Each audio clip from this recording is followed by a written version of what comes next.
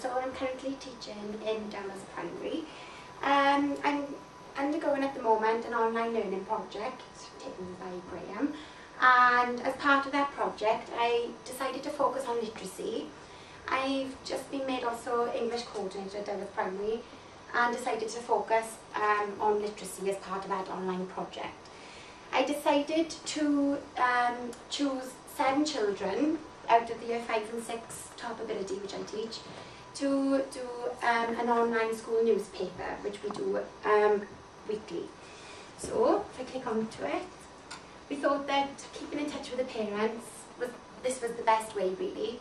If I just click on an issue to show you some of the later issue.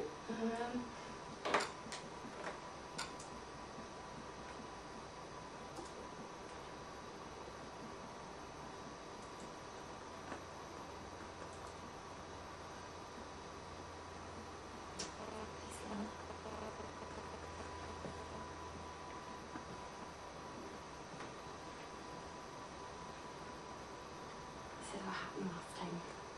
There we are. Okay.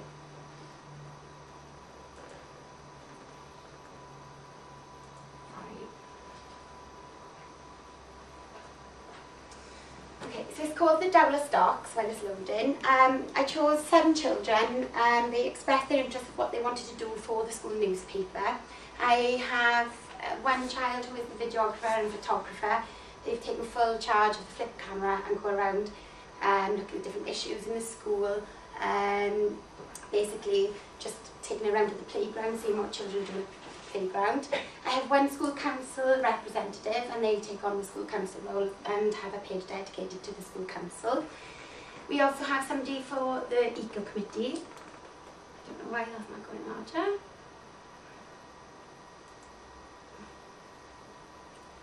Sorry. On the bottom right, if you, from the 70% on the bottom right. All right, okay. Yeah. Thank you.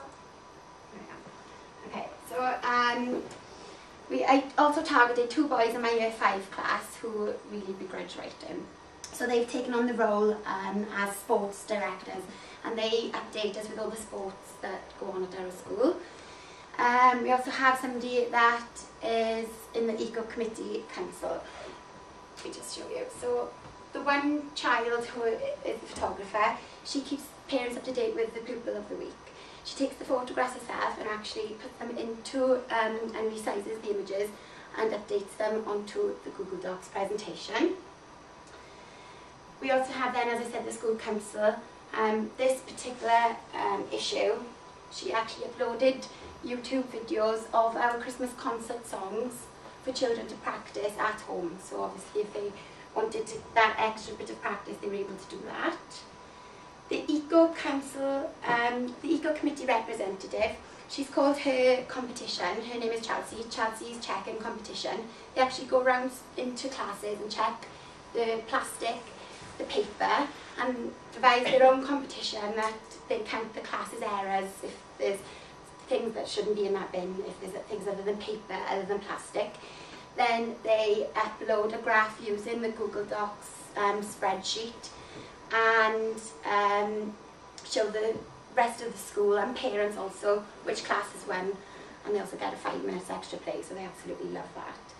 The graph, actually, I couldn't work out for ages how to put that graph into the Moodle because it was really, really fiddly. I spent hours after school when I try in. By the time I got home, one of the children in year 6, the school council, it was there. There we are, miss, I've done it for you.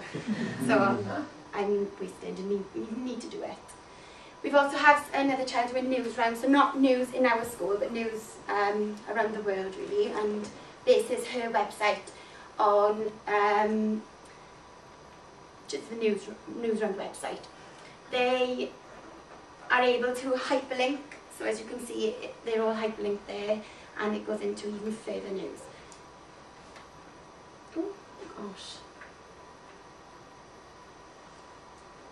Sorry. The mouse okay. isn't very good. And then we have also, obviously, children to make them more interested. The Fun and Games website, which they absolutely love. We also have children there. This was ready for Christmas. So one of the children were actually putting on a different video each week to count down to Christmas, different games, different toys and whatever. The sport, as I said, these boys, I cannot actually get them to write in lesson time, but because they were writing about sport, they didn't actually see it as working. They were staying to after school club every Wednesday with a different teacher on a Thursday, also do an ICT club, and they also had the opportunity to come in at lunchtime on a Monday, and they were there every club, and they actually do not normally stay to clubs unless it involves sport. And then this, as I said, we had a videographer. They were going around the playground and videoing what kind of sports go on in our playground. So they actually did these videos themselves, but then I uploaded them and posted them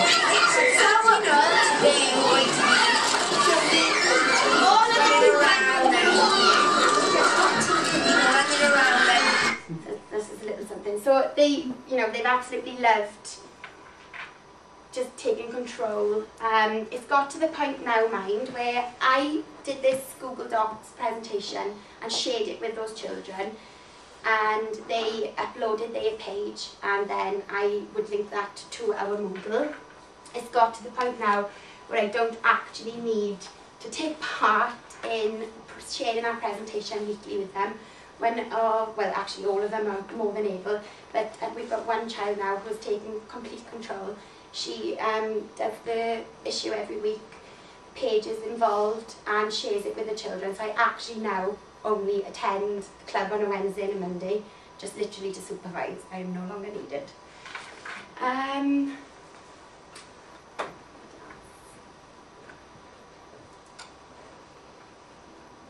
As for my class,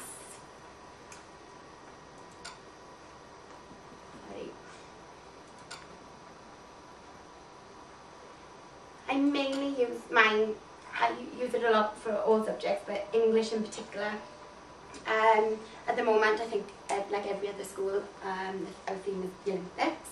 So we've just started doing on Moodle a glossary, where they're putting in all different definitions and uploading